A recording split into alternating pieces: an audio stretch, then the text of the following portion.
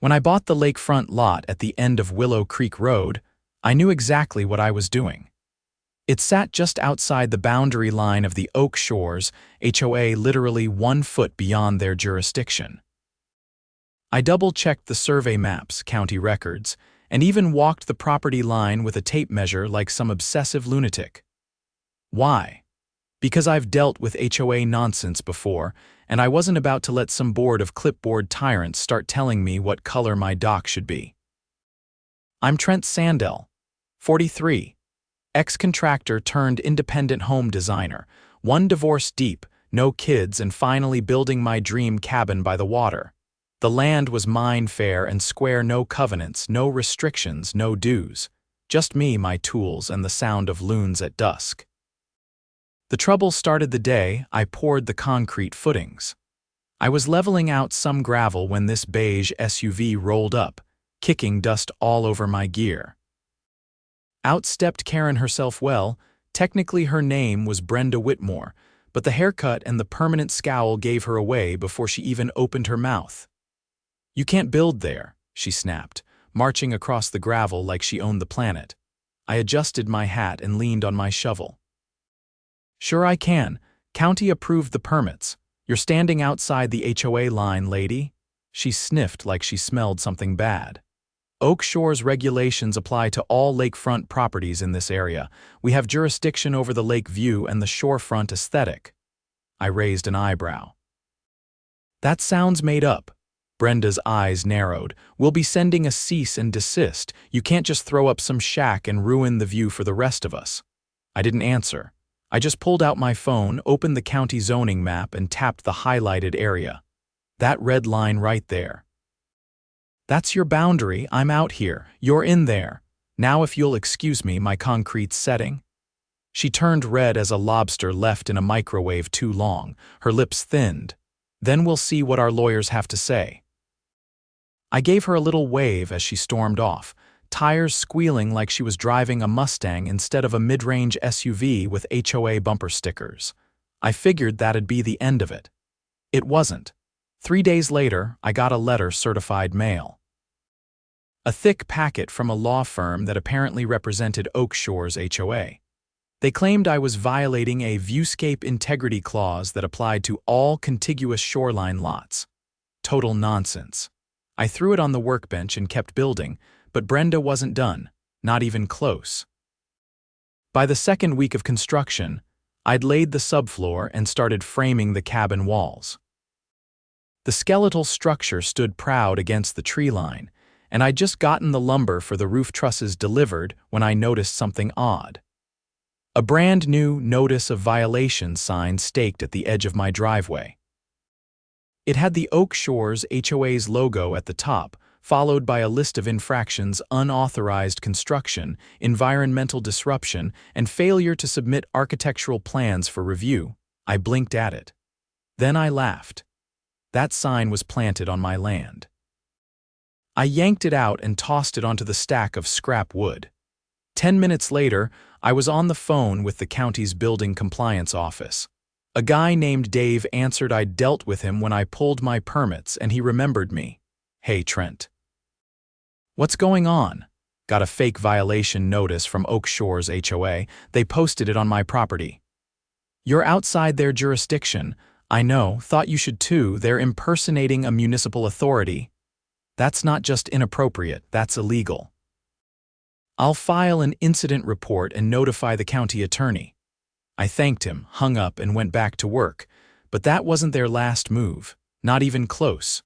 2 days later, I came back from a supply run to find a white pickup parked at the edge of my lot. A man in khakis and a neon vest was walking around with a clipboard, examining my retaining wall like he was with the Army Corps of Engineers. I stepped out of my truck and called over. "You with the county?" He turned, startled. No, HOA Compliance Division." "There is no such division." "Not here," he hesitated. "We're authorized to inspect shoreline modifications under the Oak Shores Environmental Charter." "You're trespassing," I said flatly. "Leave." He looked like he wanted to say more but thought better of it. He got in his truck and drove off without another word. I made a note of the license plate just in case. The next morning, I installed 2 trail cameras, one facing the road, the other covering the lakefront. If they wanted to play games, I'd make sure every move they made was recorded in high definition. That weekend, the real fireworks started. I was hauling lumber with my friend Cassidy. She's a retired firefighter who now runs a small sawmill operation nearby. She's tough, blunt, and allergic to nonsense. We were unloading beams when she tilted her chin toward the lakeside path. Got company. I turned. Brenda was back, this time with 2 men in polos following behind her like Secret Service agents, clipboards in hand. "You're trespassing again," I said, not even bothering to greet her. "We're conducting an official perimeter review," she said, adjusting her sunglasses. Cassidy barked a laugh. "What the hell is a perimeter review?" Brenda ignored her. "You've encroached on community access space. This path here is part of a shared-use easement." "No, it's not. That path's on my parcel. I've got the surveyor's report in my truck." One of her clipboard goons stepped forward. "You can't obstruct shoreline access. That's a Class C infraction under Oak Shores regulations." Cassidy took a step forward. "This ain't Oak Shores. This is private property. I'd suggest you turn around before someone calls the sheriff." Brenda's tone turned icy. "We'll be filing a formal injunction." "Go ahead," I said. "Just make sure you spell the address right. Wouldn't want you wasting more of your HOA dues on pointless lawsuits."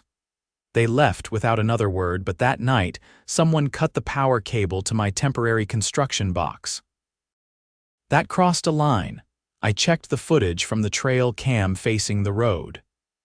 At 2:46 in the morning, a figure in dark clothing crept across the lot and squatted next to the generator. I couldn't see the face, but the gait and shape looked familiar, too broad to be Brenda, too lean to be one of the clipboard twins. I took the footage straight to the sheriff's office.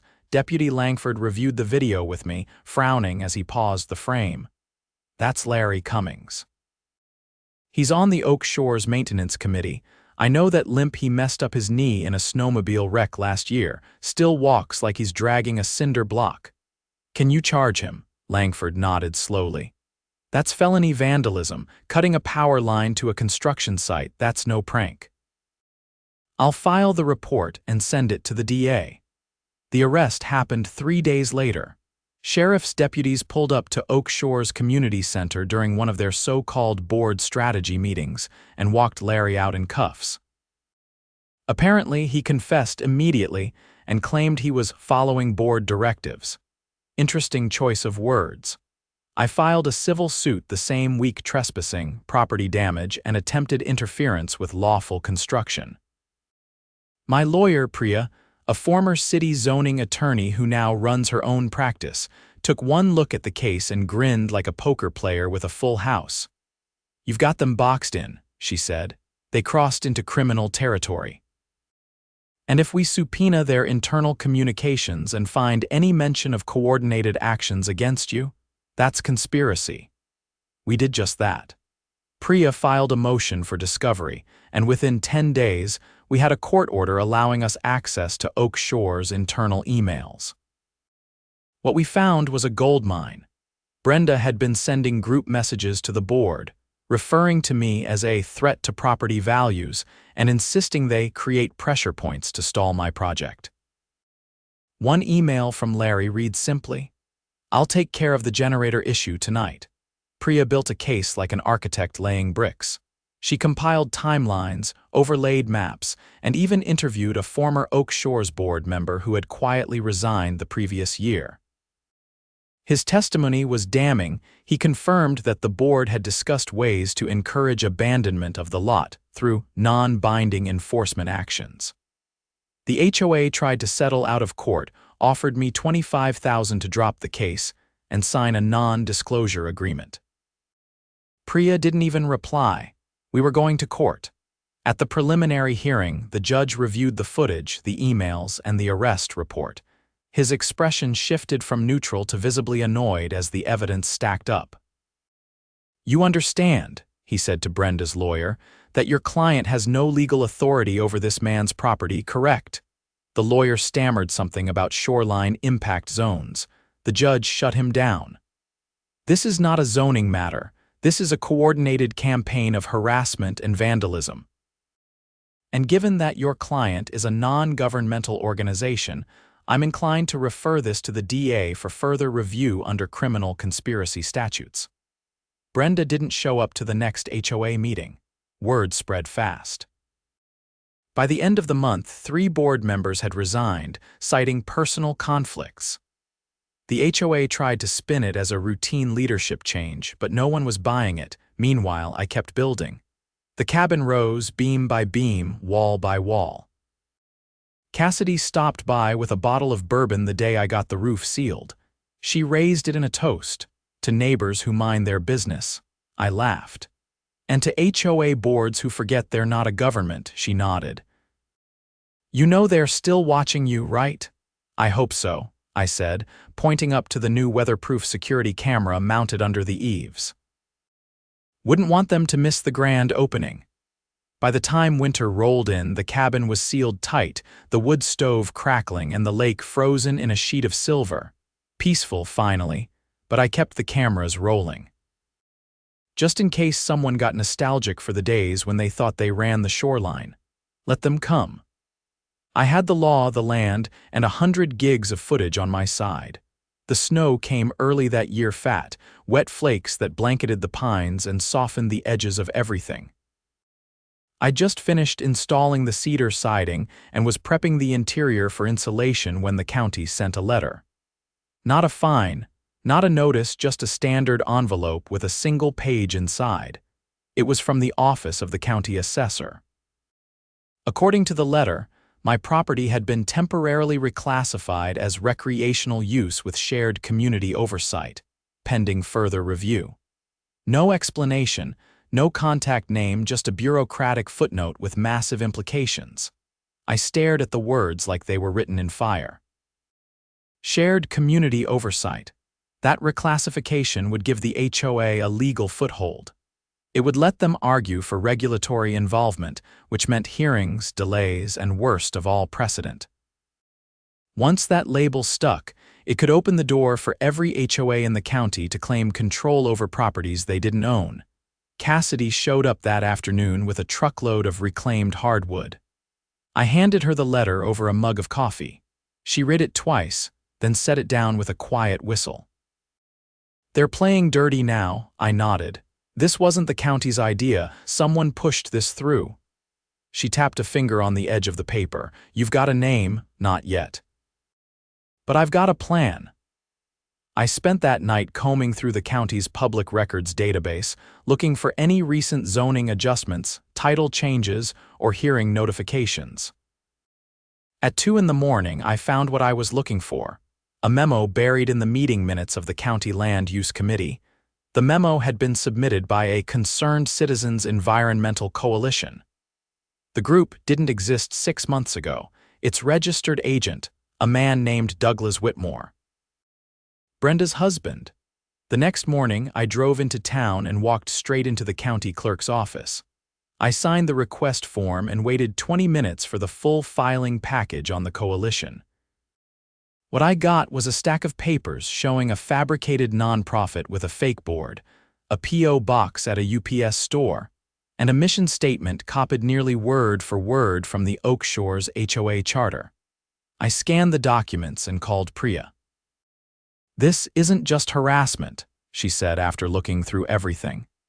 They created a shell organization to manipulate a zoning classification. That's fraud. And if they coordinated with any county official to get this pushed through without a public hearing, that's criminal conspiracy. We filed a petition with the court to block the reclassification and submitted a complaint to the county ethics board. But Priya didn't stop there. She filed a motion to compel disclosure of all communications between the so-called Environmental Coalition and county employees. What we uncovered next changed everything. A series of emails between Brenda, Douglas, and a junior staffer from the county assessor's office revealed a backroom agreement. The staffer, Ryan Kellerman, had flagged my parcel for environmental review as a favor, under the assumption it would be reverted quietly once I accepted the HOA's terms for compliance. It was extortion by paperwork. Priya forwarded the evidence to the state attorney general's office. 2 weeks later, investigators from the Department of Public Integrity arrived in town. They interviewed county employees, seized computers, and subpoenaed HOA board meeting transcripts. Ryan Kellerman was arrested for abuse of office. His statement to investigators confirmed that he'd been pressured by Brenda and Douglas to alter the property classification in exchange for a guaranteed promotion. Once Douglas secured a seat on the regional zoning board, Brenda was caught completely off guard. She hadn't expected the state to get involved.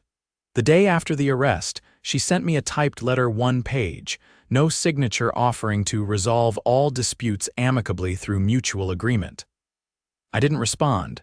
Instead, I contacted a local reporter named Alina Voss. She ran a weekly column on municipal corruption and had a reputation for digging deep. I handed her the entire folder: emails, filings, court motions, the arrest record. She raised her eyebrows halfway through. "This is going to rattle some cages." "Good," I said. "Let them know people are paying attention." The article dropped the following Friday. Headline: Fake Nonprofit Real Power Grab, How an HOA Tried to Hijack County Zoning. It went viral in the region. Local TV picked it up, and within days, Oak Shores was the punchline of every HOA joke from here to the state line. But the fallout wasn't just reputational. The state attorney general's office opened a formal investigation into Oak Shores board practices. Subpoenas went out to every current and former board member. Financial records were audited. Several irregularities popped up: mysterious consulting fees, unaccounted beautification grants, and a 6-figure expense labeled Community Relations Initiative that turned out to be a slush fund for legal fights. 3 more arrests followed. Douglas Whitmore was indicted for fraud and conspiracy. 2 board members were charged with misuse of HOA funds. Brenda, she hadn't been charged yet, but she was forced to resign, and the homeowners voted to install an interim board. I kept my head down through the chaos. The cabin was nearly complete. Cassidy helped me with the final floor sanding, and I spent the better part of 1 weekend wiring the sound system. On the first night I slept there, a real storm rolled through, thunder that shook the beams, wind that howled through the pines. I didn't wake once. A month later, I got a call from the new interim HOA president, a man named Calvin Rhymes. He sounded exhausted. "We're cleaning house. We want to make things right." "Appreciate the call, Calvin, but I'm not part of Oak Shores, never have been." "I know. But if you're willing, we'd like you to speak at the next community meeting. About what happened. About what we need to fix." I thought about it for a long second. "I'll come, but I'm not holding back," he laughed, the kind of laugh that carries more weariness than amusement. "That's exactly why we want you." The meeting was held in their old community center, the same one where Larry had been arrested. I stood before the crowd, most of whom I'd never spoken to before. Some looked wary. Others looked tired. All of them looked ready for change. I told them everything. The fake citations, the illegal surveillance, the fraudulent nonprofit, the power games. I showed them the court documents and read a few choice lines from the emails. When I was done, there was silence, heavy, uncomfortable, real. Then someone clapped, then another. And soon the room was echoing with it. I didn't stay for the whole meeting. I said my piece and left. But as I walked out, a woman I didn't know stopped me at the door. She was in her 60s, wore a faded hiking jacket, and had the kind of eyes that had seen too much HOA nonsense for one lifetime. "You fought back," she said. "Most people just give up. I had the time and the receipts." She smiled, not a big smile, just a knowing one. "Well, you made them wish they'd never found your name." Back at the cabin, the lake was still. I pulled a chair onto the deck and watched the moonlight ripple across the water. No lawyers, no threats, no committees, just peace, earned and defended. And across the ridge, behind trees and fences and a fading reputation, Oak Shores was learning what happened when you push the wrong man too far. A week after the community meeting, I got a letter delivered by a uniformed courier, not certified mail, not normal postage. It was from the state auditor's office. I opened it on the porch, coffee in hand, the lake starting to thaw in patches beneath the late spring sun. The letter confirmed that Oak Shores HOA was now under formal state oversight. Their financial records had triggered a full forensic audit, and the county had frozen all HOA discretionary spending accounts until the investigation concluded. The phrase "evidence of systemic financial misconduct" was underlined in bold. I didn't celebrate, not out of modesty, just fatigue. After everything, I wanted to be done, but the wheels were still turning, and I wasn't about to step away before seeing where they'd land. 2 days later, Priya called. They found more, she said right away. State investigators uncovered a secondary ledger maintained by the former treasurer. It wasn't just legal fees and bribes. They were laundering money through inflated vendor contracts. I let out a long breath. How much? Over $200,000 in the last 3 years, and one of the vendors? A landscaping company registered to Douglas Whitmore's cousin, no equipment. No employees, just an address tied to a vacant lot. Let me guess. HOA paid them for shoreline erosion control and beautification projects. Exactly. The AG's office is opening a racketeering case. I had to sit down. The bench I built from leftover pine boards creaked as I dropped onto it. From zoning tricks and fake nonprofits to full-blown RICO charges. All because they couldn't stand that someone had a cabin they couldn't control. Priya wasn't done. The sheriff's office reached out. They want a formal statement from you about the generator incident and any other first-hand interactions you had with the board. They're building the timeline. I agreed and scheduled the interview. The next week, I walked into the sheriff's department and sat down with a detective named Halloran. He had a clipboard, a voice like gravel, and a focus that didn't waver once in the 2 hours we spent together. I handed over the trail cam footage, the emails, and a notebook I'd kept during the whole ordeal, dates, names, everything. When I finished, he leaned back and tapped the eraser of his pencil against the desk. You realize this is the most organized HOA corruption case we've ever seen in this region. Didn't set out to make history, I said. Just wanted to build a cabin. By the time I stepped back outside, the sun was high and the wind sharp off the lake. I took the long way home, stopped by the local hardware store, and ran into Calvin, the interim HOA president. He looked better than he had at the meeting, less gray in the face, more weight behind his steps. I heard about the audit, I said. He nodded, eyes scanning the shelves like he didn't want to meet mine right away. We're rebuilding everything. The new board voted to dissolve the environmental committee. We're rewriting the bylaws, too. No more blanket authority beyond our actual boundary. I raised an eyebrow. County's going to require us to post physical boundary markers now, he added. Turns out we can't just draw imaginary lines and hope no one notices.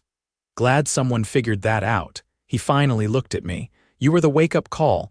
Most people just paid their dues and hoped not to get on Brenda's bad side. Now she's got bigger problems. Calvin gave a short laugh. Yeah, fraud, conspiracy, and wire tampering tend to outweigh grass height violations. We parted ways without needing to say more. I went back to the cabin, unloaded supplies, and spent the afternoon installing drawer slides in the kitchen. The kind of quiet task that made you forget the world still had sharp edges. That evening, Cassidy pulled up in her truck, a crate of seedlings in the bed. Thought you might want something green to go with all that cedar and steel, she said, popping the tailgate. We planted together, barefoot in the soft soil, digging little pockets along the edge of the deck. Mountain laurel, creeping thyme, and a few black-eyed Susans, nothing fancy. Just alive. As we worked, she glanced over. You ever think about joining the county zoning board? Me. No thanks. Why not? You already know more about boundaries than half the people in town. I shook my head. I'd rather build things than sit in meetings about them. She let it go, but I could feel her storing the idea away. That was Cassidy. She didn't push, she planted. A month passed. The cabin was done. Not just built, finished. I varnished the last stair rail, hung the final light fixture, and took one long walk around the property line with a fresh surveyor's tape just to remind myself where it all began. The state eventually filed formal charges against 5 individuals connected to Oak Shores. Brenda and Douglas were at the top of the list: embezzlement, racketeering, and fraud. The kicker: the judge denied bail for Douglas, citing flight risk and evidence tampering. Brenda was confined to house arrest pending trial, her movements monitored with an ankle bracelet. News vans showed up twice. Once during the arraignment, and again when the state announced plans to introduce legislation requiring HOA financial transparency across all counties. They called it Sandell's Law. I hadn't asked for that, but I wasn't going to fight it. I attended the vote at the state capitol out of curiosity more than anything. Watched as the bill passed unanimously. Met the state senator who introduced it, a wiry woman with a voice sharp enough to cut drywall. "You did more than build a cabin," she told me. "You built a precedent." I didn't know how to respond, so I just nodded and left before the interview started. Back at the lake, the days grew longer. The loons returned. The trail cams came down. I planted a row of saplings along the edge of the driveway, not for privacy, just for peace. One morning in early summer, a letter arrived. Not from a lawyer, not from a government office, just a handwritten envelope with no return address. Inside was a single sheet of lined paper. It read, "We were wrong. You stood your ground, thank you." No name, no signature, just that. I folded it once and slid it into the back of the drawer where I kept my old building permits. Not for safekeeping, just to remember that even some of the quietest victories leave an echo. The final piece of the story came when the county auctioned off the vacant lot tied to the fake landscaping company. No one wanted it, not until I bid. I bought it for a few thousand. Not because I needed more land, but because I didn't want anyone else using it for anything but honesty. I turned it into a public access fishing spot. One bench, one trash can, one wooden sign that read, "No dues, no rules, just respect." It filled up on weekends. Locals brought their kids, their rods, their cooler chairs. No one asked who owned it. They just used it. That was enough for me. The cabin stood tall, the lake calm, the past buried under the weight of hard truth and harder-earned justice, and Oak Shores. They still held meetings. But now they took minutes. They posted budgets. They stayed inside their lines, exactly where they belonged.